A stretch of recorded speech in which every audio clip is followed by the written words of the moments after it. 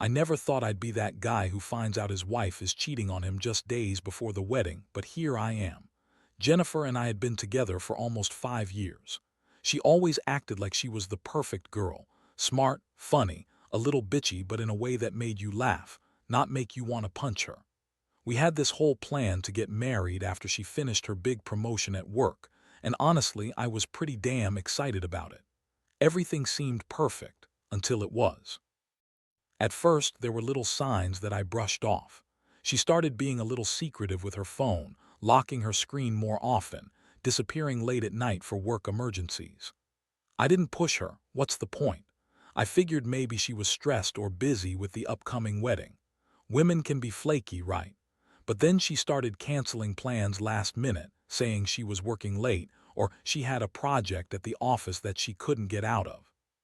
She'd get defensive if I asked too many questions, and her excuses started sounding thinner every time. One day, I decided to check her phone, because I noticed she was acting weird, more distant, more defensive.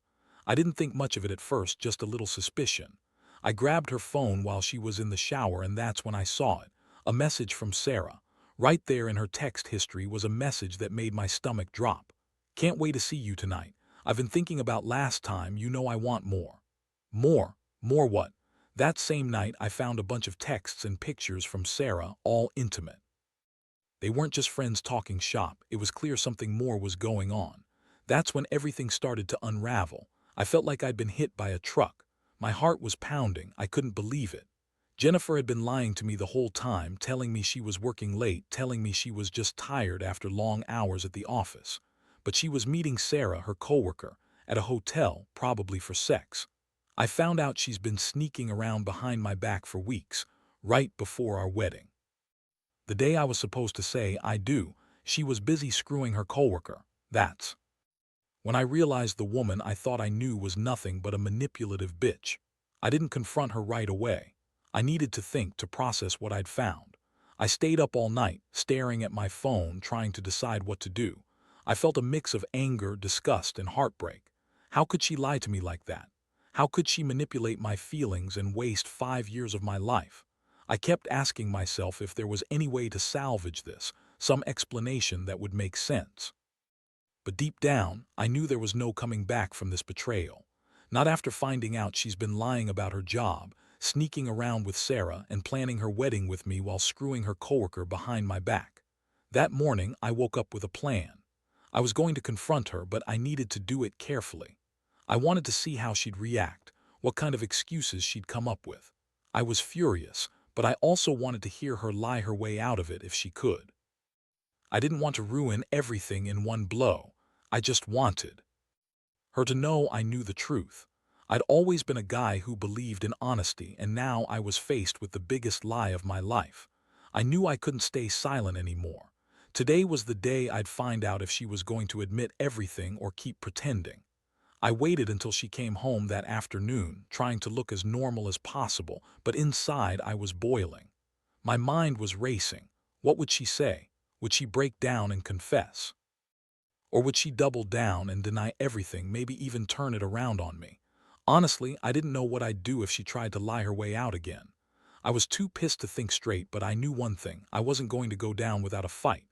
When she walked in, she looked tense, like she knew I was mad but had no idea how much. I kept my face calm, but my voice was cold.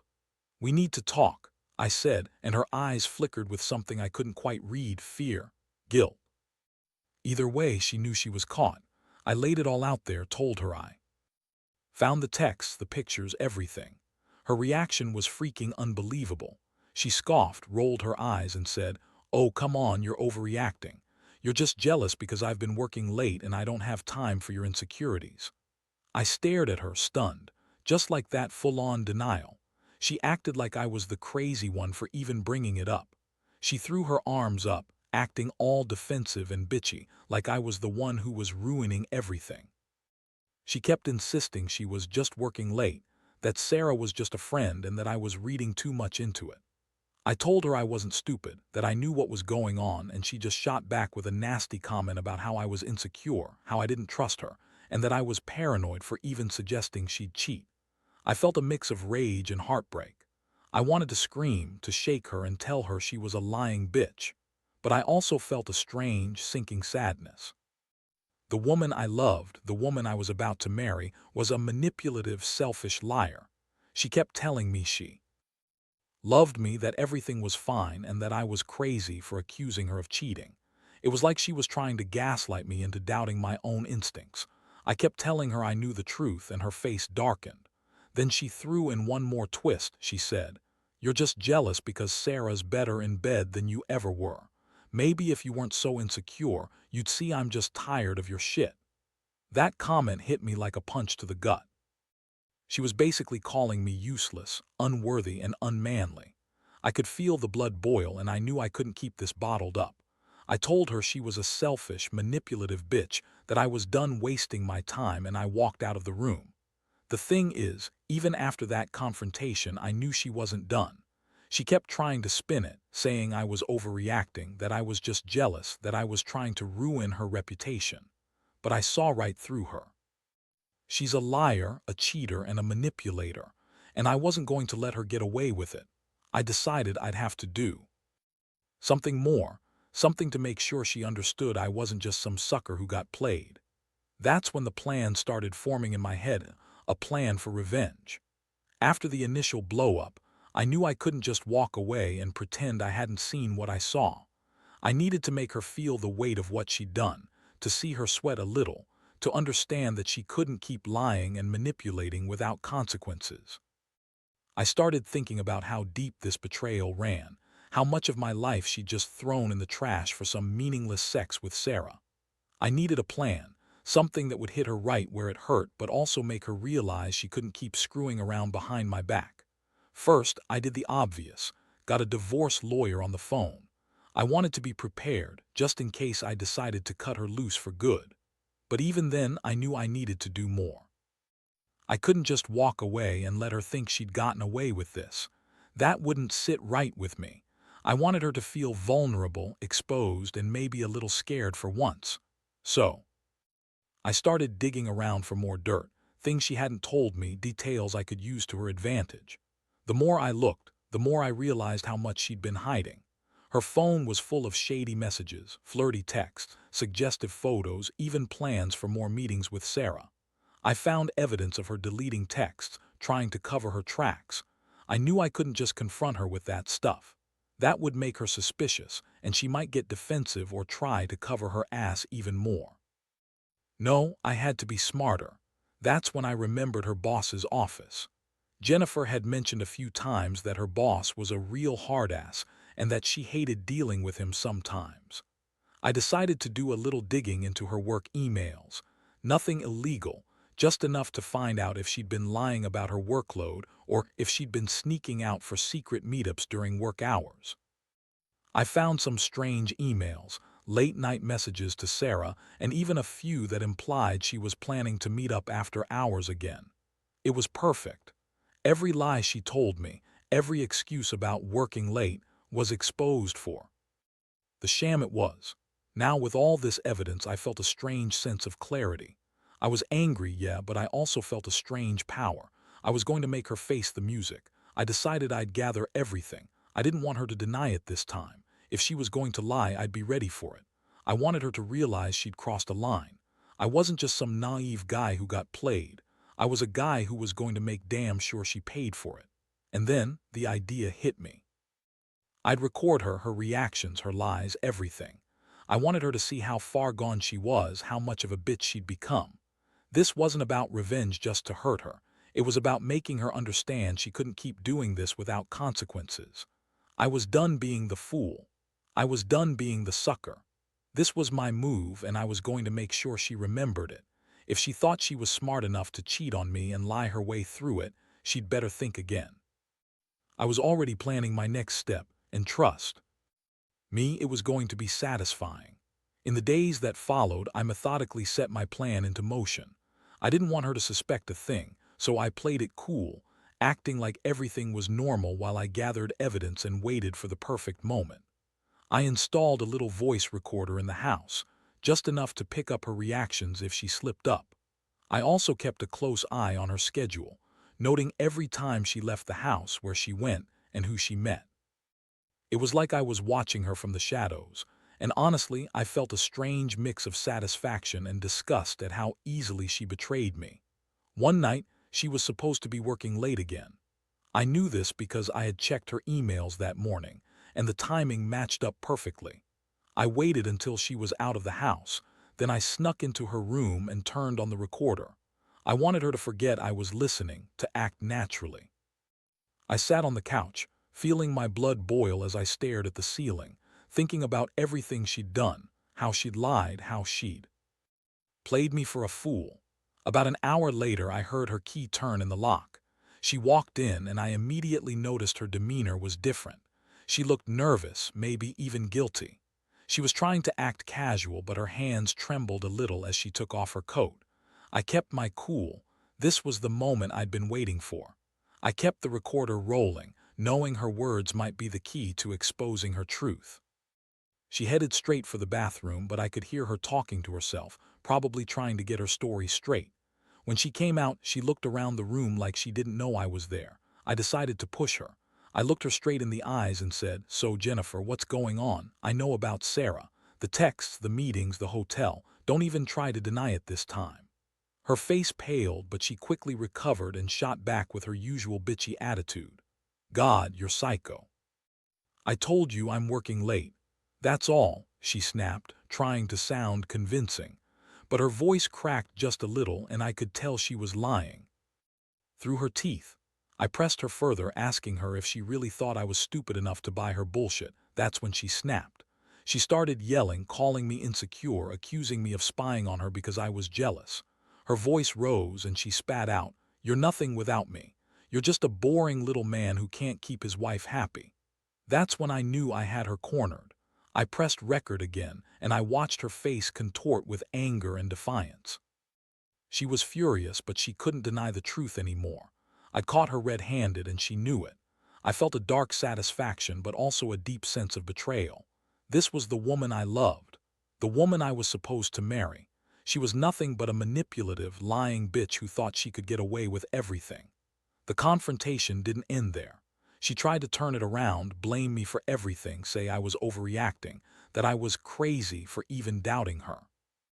But I had everything on tape now, her words, her tone, her attitude. She was trying to gaslight me, but I wasn't falling for it. I told her I'd had enough and that I was done being a fool. I told her I'd be showing the evidence to her boss, her friends, everyone who needed to know what kind of person she really was. Her face twisted into a sneer, but she didn't say anything else. She just stormed off to her room, furious and defeated. That night, I slept with that recording playing in my head. I knew I had her now. This wasn't just about cheating. It was about how much she'd lied, how little she cared about me. I felt sick, but also strangely liberated. I'd finally taken control of the situation. I knew I'd have to decide what to do next, how to handle everything, but for that moment I just sat there, listening to her voice, realizing I was done being played. I was finally waking up. The next morning I woke up feeling a strange mix of relief and emptiness. I had everything I needed, her confession, her anger, her lies exposed. I knew I couldn't stay with her anymore. That recording was my ace, and I was planning to use it to end things once and for all. But I also felt heavy inside, like I'd lost a part of myself. It's one thing to know someone been lying, another to actually hear it come out of their mouth. I started drafting messages to her boss, her friends, anyone who needed to know what kind of woman she really was. I was planning to send all the evidence, let everyone see her true face. I wanted her to lose her job, her reputation, everything that could remind her of what she did. I wasn't doing it out of pure revenge. Well, maybe a little, but mostly because I felt betrayed, humiliated, and I wanted her to understand that actions have consequences. While I was setting everything up, she finally came out of her room looking defeated and angry. She tried to play the victim as if I'd gone crazy and exaggerated everything. She told me I was disturbed, that I was just jealous and insecure, that she loved me and this was all just a misunderstanding. I just looked at her, cold and distant, and told her I'd heard enough. I told her I was done with her lies and that I had everything on tape. That's when she started yelling, calling me A stalker, a psycho, and saying I ruined everything. I told her she ruined everything the moment she decided to cheat, that I wasn't going to let her manipulate me anymore. I pulled out my phone, played the recording loud enough for her to hear her own voice, and told her I was going to show it to everyone. Her face turned red and she started crying, but it was fake. I knew that. She was just trying to save her ass, but I didn't care anymore. I told her I was filing for divorce, that I wanted her gone, and that I never wanted to see her again. She yelled at me, calling me an asshole, but I just kept repeating that I was done. I spent the rest of the day making arrangements. I contacted a lawyer, started packing my things, and decided I wouldn't give her the satisfaction of a big dramatic fight. I wanted her to understand that I was serious.